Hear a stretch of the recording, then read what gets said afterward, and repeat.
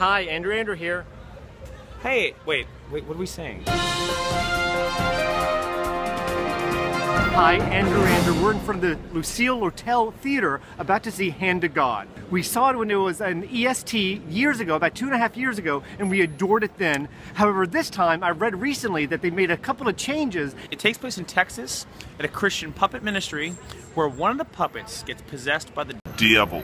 And what happens next Is just crazy shenanigans. We loved it the first time around, hoping they didn't make too many changes because I thought it was pretty perfect as it was. I really enjoyed it. I said to myself, this show has legs. I know puppets don't have legs, but this show about puppets does have legs. So let's see what happens when we go inside. We'll see you at intermission of Hand to God.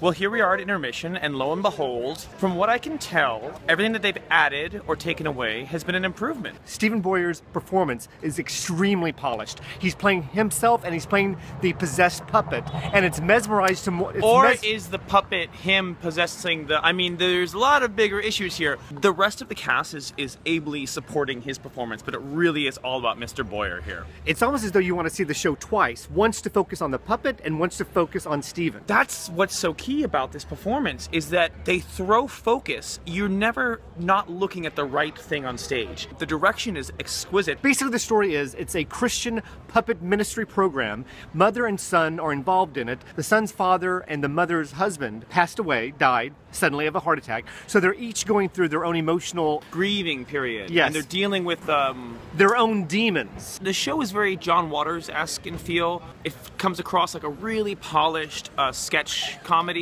piece that has been like fleshed out fully over years of hard work. And you know how people say things are a laugh a minute? Yeah. This was a laugh every 10 seconds. So we'll see what develops at the second half of Hand to God.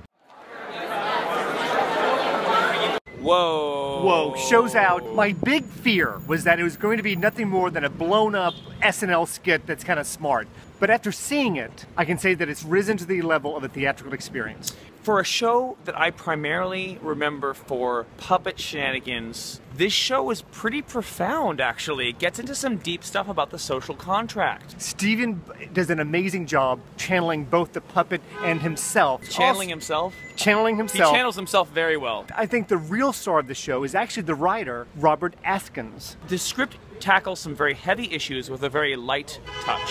It takes you places from laughing your head off, just being scared to death. I don't remember being that scary. Yeah, no. This is a genuinely frightening production.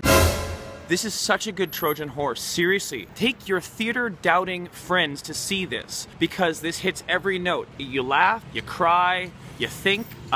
There's lots of...